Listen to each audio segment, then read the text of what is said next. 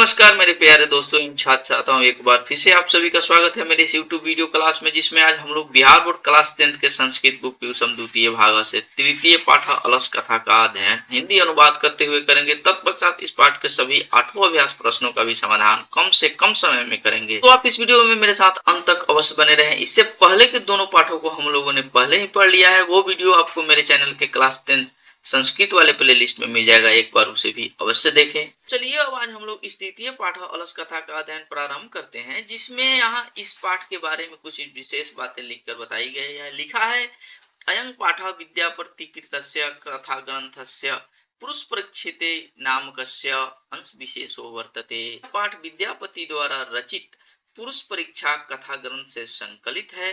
पुरुष परीक्षा सरल संस्कृत भाषायां कथा रूपेण विभिन्न मानव गुणानां महत्वं वर्णयति दोषां च निराकरणाय शिक्षां ददाति। यानी पुरुष परीक्षा कथा ग्रंथ सरल संस्कृत भाषा के कथा रूप में विभिन्न रूपों से मानवीय गुणों के महत्व को वर्णित करता है तथा दोषों के निराकरण की शिक्षा देता है। विद्यापति लोकप्रिय मैथिली कवि आसीत। ऐसे तो विद्यापति मैथिली भाषा के लोकप्रिय कवि थे।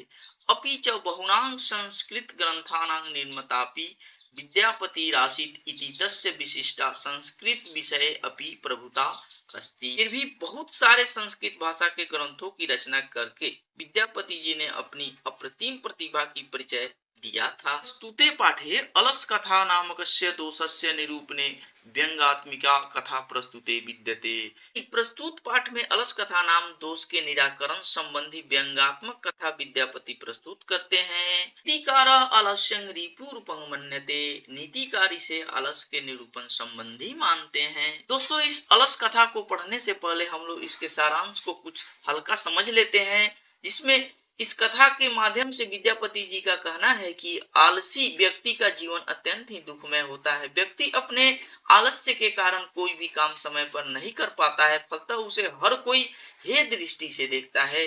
मित्र भी ऐसे व्यक्ति से मुंह मोड़ लेते हैं, इसलिए आलस्य सर्वथा त्याज्य है। तो बच्चों, अब आगे हम लोग इस कथा को पढ़ना प्रारंभ करते हैं, जिसमें लिखा है आसित मिथिलायां वीरेश्वरो नाम मंत्री। यानी मिथिला में वीरेश्वर नाम का एक मंत्री था। सच स्वभावात् दानशील कारुणिकश्च सर्वेभ्यो दूर्तगतेभ्यो अनाथेभ्यश्च प्रत्यहं भिक्षां भोजनम दाप्यति। यानी वह स्वभाव से ही दानशील और दयावान था। वह संकटग्रस्तों तथा अनाथ लोगों को प्रतिदिन इच्छावर भोजन देता था। मध्य आलसेभ्यो अपन वस्त्रे दाप्यति। वह आलसियों को भी अन्न वस्त्र देता था। यत यानी क्योंकि एक श्लोक के माध्यम से जानते हैं, निर्गतीनां च सर्वेषां आलस प्रथमो मतः किंचित क्षम्यते कुर्तु जाठरे अपि विहिन्ना। यानी सारे आलसियों एवं संकटग्रस्तों का मुख्य सिद्धांत भूखे रहना अच्छा है, लेकिन किसी तरह का प्रयास करना नहीं। अर्थात आलसी एवं अकर्मण्य लोग भूखे रहना तो पसंद कर लेते हैं, किंतु परिश्रम करना नहीं चाहते हैं। बच्चों, प्रस्तुत श्लोक के माध्यम से वैसे लोगों पर व्यंग किया गया है जो बिना परिश्रम किए अथवा पसीना बहाए किसी तरह जीने का प्रयास करते हैं। लिखा है ततो लाभ पुरुषाणां तत्रेष्ट लाभं श्रुत्वा वह वस्तून परिमिर्जातस्त्र वर्तुलीवि बभूव। यानी तब आलसी लोगों का इच्छित लाभ सुनकर बहुत सारे तोन पढ़ाने वाले यहाँ जमा हो गए। जैसा कि स्थिति सौकर्य मूला ही सर्वेषां पि संगते सजातीनां सुखं दृष्ट्वा केन धावन्ति जन्मन्त। यानी सारे सुखों का मूल संगठन है। कौन ऐसा जीव है जो अपनी जाति का सुख देखकर न दौड़ता हो। अर्थात सब कोई मुफ्त में मिल रहे सुख को देखकर आकृष्ट होते हैं। अब आगे यहाँ इस दूसरे पैराग्राफ पर ध्यान दीजिएगा, जहाँ लिखा है पश्चाद आलसानां सुखं दृष्ट्वा धूर्ता अपि कृत्रिम आलस्यां दृश्यत्वां भोजनं गृह्णन्ति। यानी तब बाद में आलसियों का सुख देखकर धूर्त भी बनावटी आलस्य दिखाकर भोजन करते थे। तदंतर मलशालायां बहुद्रव्यं दृष्ट्वा तनयोगी पुरुष परामृष्ट। इस बीच आलसियों पर अधिक खर्च देखकर किसी संयमी व्यक्ति द्वारा विचार दिया गया कि यद क्षम बुद्धाय करुणाय केवलम असभ्य स्वामी वस्तुनि दाप्यति। बुद्धि से हीन पर दया करके स्वामी केवल आलसियों को वस्तु दी जाती है। कपटेन आलसा इति गृहन्ते इत्स्याकं प्रमाद, कपट से आलसी भी वस्तुएं पाते हैं। यदि भवति तदालस पुरुषाणां परीक्षाम कुर्म, इसलिए उन आलसियों की जांच की जाए। यदि परामृश्य प्रसुप्ते आलस्यशालायां तन्योगी पुरुषा वहीनं दायित्वा निरूपयामासु, ऐसा विचार कर प्रसुप्त अवस्था में आलसियों के घर में आग लगाकर जांच किया जाता है। अब आगे इस तीसरे पैराग्राफ पर ध्यान दीजिएगा जिसमें लिखा है ततो गृह लग्नं प्रविद्धमग्निं दृष्ट्वा धूर्ता सर्वे पलायिता, तब घर में आग फैली हुई देखकर सभी धूर्त भाग गए। पश्चादि सदलसा अपि पलायिता, बाद में थोड़ा आलस करने वाला भी भाग पड़े। द्वारा पुरुष अस्त्रैव सुप्ता परस्पर मालवंती, लेकिन वहाँ चार आलसी सोए हुए आपस में बातें करते हैं। एकेन वस्त्राभित मुखेनोक्तम अहो कथं कोलाहल, एक ने वस्त्राच्छादित मुख से कहा अरे यह कैसा शोरगुल है। द्वितीयेनोक्तम तर्क्यते यदस्मिन् गृहे अग्निर्लग्नो अस्ति, दूसरे ने कहा लगता है इस घर में आग लगी हुई है। तृतीय नोक्तम कोपि तथा धार्मिकं नास्ति, तीसरे ने कहा कोई भी ऐसा धार्मिक नहीं है। इदानी जलादैर वर्षो भी कटय वर्षमान प्रावृणोति, यानी कोई भी ऐसा धार्मिक पुरुष नहीं है जो अभी भीगे हुए आसनों से हमें ढक दे। चतुर्थे नोक्तम, फिर चौथे ने कहा अये वाचाला कति वचनानि वक्तुं शक्नुथ, अरे वाचाल कितनी बातें करते हो। तुष्णिं कथं न तिष्ठत, तुम क्यों नहीं चुप रहते हो। ततश्चतुर्णामपि तेषामेवं परस्परलापं श्रुत्वा वहीनं च प्रविद मेषामुपरि पतिष्यन्त दृष्ट्वा निर्योगी पुरुषैर् ध्यमेय चत्वारो अलसा केशवास्कृस्य गृहीत्वा गृहाद बहिकृता। अब चारों की आलसी बात सुनकर और उनके ऊपर फैली हुई आग को देखकर निर्योगी पुरुष की मृत्यु होने के भय से चारों आलसी को बाल पकड़कर खींचते हुए बाहर निकाला गया। पश्चातानालोक्यम तैर नियोगी भी पठितम, तब उन्हें इस प्रकार देखकर नियोगी द्वारा कहा गया। इस श्लोक पर ध्यान दीजिएगा जिसमें बताया गया है पतिरेव गति स्त्रीणां बालानां जननी गति नालसानां गति कचिलोके कारुणिकं बिना, यानी स्त्रियों का रक्षक पति होता है, बच्चों का रक्षक माँ होती है, लेकिन आलसियों का रक्षक दयावान पुरुष के अतिरिक्त संसार में कोई नहीं होता है। चातेषु चतुर्वलसेषु तते अप्यधिकतरं वस्तु मंत्री दाप्यमास, तत्पश्चात चारों आलसियों को पहले से भी अधिक वस्तु मंत्री ने दिया। तो बच्चों इस प्रकार से इस तृतीय पाठ अलस कथा की व्यंग्यात्मक कथा से हमें यह शिक्षा मिलती है कि दुर्भाग्य से कोई व्यक्ति आलसी निर्गुणी होता है, जिसके कारण उसे समाज में सिर्फ तिरस्कार ही मिलता है और बहुत सारे दुख भोगना पड़ता है। परंतु कुछ धूर्त लोग आलसी निर्गुणी लोगों के हक में हकमारी करते हैं, जो काफी निंदनीय है।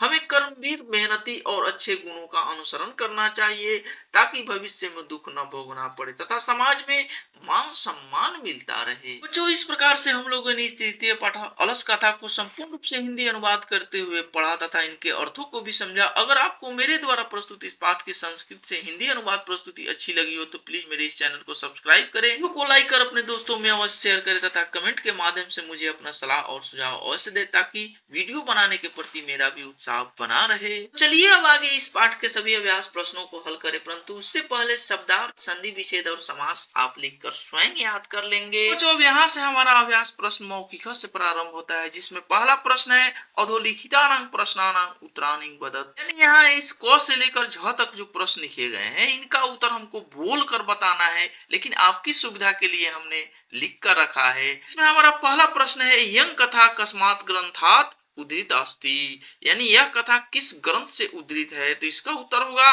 यं कथा पुरुष परीक्षा ग्रंथ उद्धृत अस्ति, यह कथा पुरुष परीक्षा ग्रंथ से उद्धृत है। 6 नंबर प्रश्न है लिखा अस्यां कथायां कस्य महत्वं वर्णितम अस्ति, यानी इस कथा में किसके महत्व का वर्णन किया गया है। इसका उत्तर होगा अस्यां कथायां मानव गुणानां महत्वं वर्णितम अस्ति, यानी इस कथा में मानव गुण के महत्व का वर्णन किया गया है।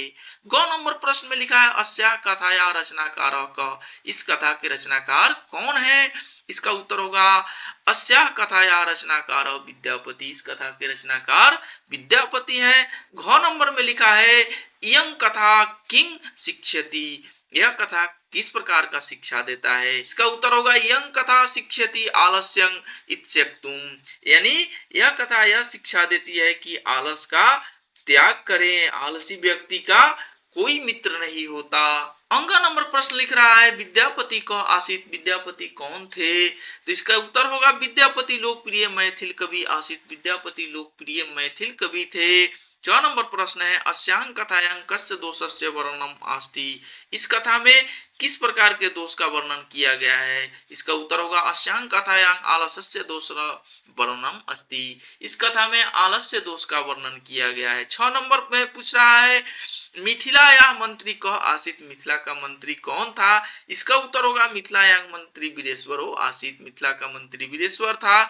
जो नंबर में कह रहा है क दृष्टवा सर्वे धूर्तांग पलायिता, क्या देखकर सभी धूर्त यानी तेज लोग भाग पड़े? इसका उत्तर हुआ गृह लग्नं प्रविद्धमग्निं दृष्ट्वा सर्वे धूर्ता पलायिता, यानी घर में काफी आग लगे हुए देखकर सभी धूर्त भाग गए। उसके बाद 6 नंबर प्रश्न में लिखा है आलसशालायां बहुद्रव्यं दृष्ट्वा तनयोगी पुरुषः किं परामृष्ट, यानी आलसशाला में बहुत धन खर्च होते हुए देखकर तनयोगी पुरुष ने क्या विचार दिया?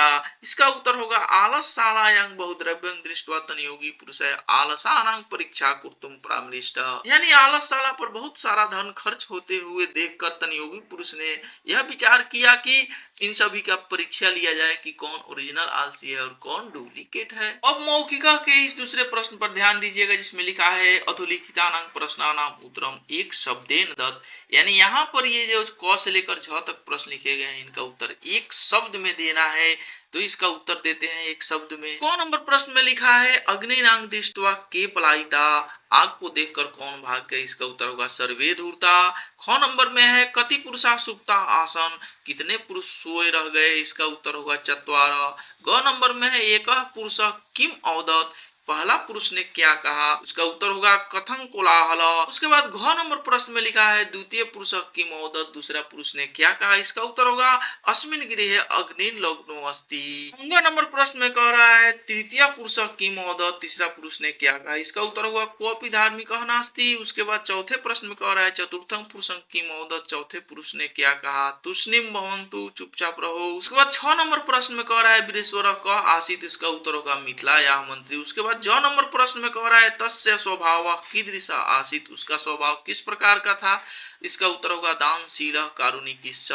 उसके बाद 6 नंबर प्रश्न में कह रहा है आलसानां सुखं दृष्ट्वा के कृत्रिम आलसा दर्शयत्व भोजन गृहन्ति अस्म, यानी आलसियों के सुख को देखकर कौन कृत्रिम आलसी बनने का ढोंग रचा रहा था? तो इसका उत्तर होगा धूर्ता। तो बच्चों यहाँ से अब हमारा लिखित अभ्यास प्रश्न प्रारंभ होता है जिसका उत्तर हमको लिख कर देना है, जिसमें पहला प्रश्न है रिक्त स्थानानि पूरयत, यानी यहाँ इस क से लेकर 6 तक जो प्रश्न है इसमें इस खाली जगह को भरना है। तो इस प्रकार से हम लोग इसको भरते हैं। और ख में पाठ के ही 2 श्लोक को लिखा गया है जिसको पूरा करना है। हमको लिखा है स्थिति सौकर्य मूला ही सर्वेषांपि संगते सजातीनां सुखं दृष्ट्वा केन धावन्ति जानवत।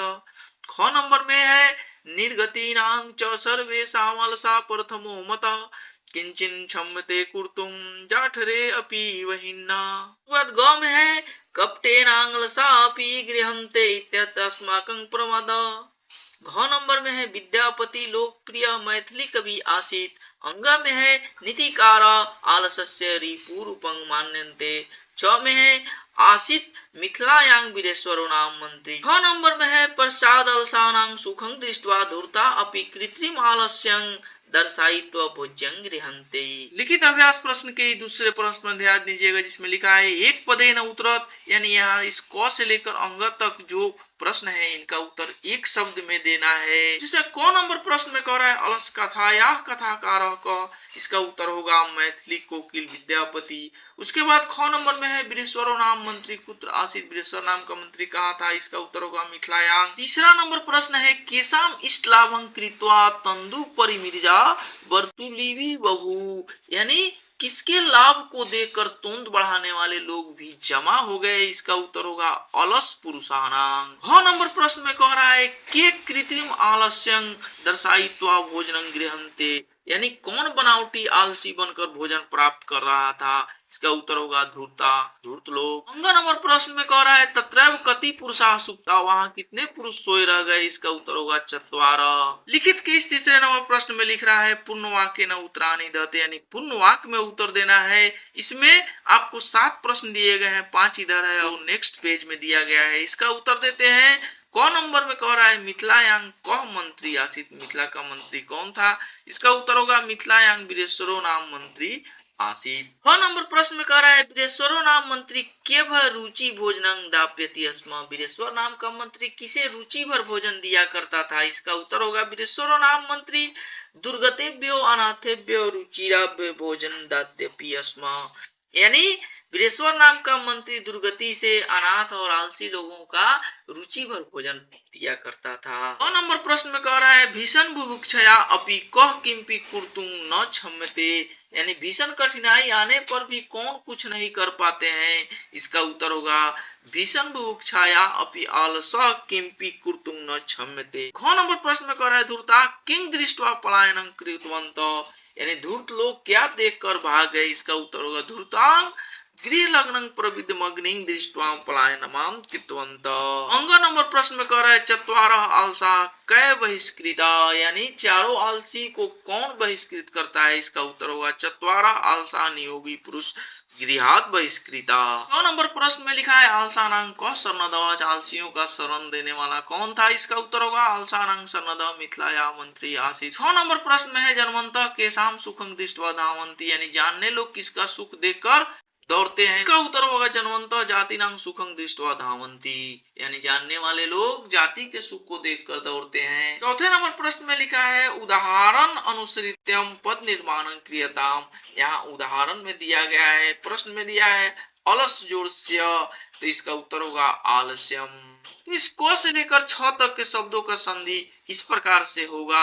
क में है करुण जोड़ स्य, इसका होगा करुण्यम। ख में है बहुल जोड़ स्य, इसका होगा बाहुल्यम। प्रधान जोड़ स्य, इसका होगा प्रधान्यम। घ है सरल जोड़ स्य, इसका होगा सारल्यम। उसके बाद तरुण जोड़ स्य, इसका होगा तारुण्यम। च कठिन जोड़ स्य, इसका होगा काठिन्यम। वात्सल जोड़ स्य, इसका होगा वात्सल्यम। अब आगे यहाँ इस 5वें नंबर प्रश्न पर ध्यान दीजिए जिसमें लिखा है उदाहरणम अनुसृत्य क्रियापदानि लिखत, यानी उदाहरण के अनुसार क्रियापद को लिखना है। जैसे उदाहरण में लिखा है प्रश्न ददाति इत्यस्य प्रेरणार्थ के डैश क्रियापदम भवति, इसका उत्तर होगा दाप्यति। क से लेकर अंग तक जो वाक्य लिखे गए हैं इसके क्रियापद को हम लोग इस प्रकार लिखेंगे। क में होगा पश्यति इत्यस्य प्रेरणार्थ के, तो दर्शयति क्रियापदम इसमें है। उसके बाद ख में है करोति इत्यस्य प्रेरणार्थ के, इसमें कार्यति क्रियापद भवति। उसके बाद ग में है खादति इत्यस्य प्रेरणार्थ के, इसमें खादति क्रियापदं भवति। पठति इत्यस्य प्रेरणार्थ के, इसमें पठ्यति क्रियापदं भवति। अंग में गच्छति इत्यस्य प्रेरणार्थ के, इसमें गम्यति क्रियापदं भवति। इस 6ठे नंबर प्रश्न पर ध्यान दीजिएगा जिसमें लिखा है उदाहरणम अनुसृत्य प्रश्न निर्माणं क्रियन्ते, यानी उदाहरण के अनुसार प्रश्न निर्माण करना है।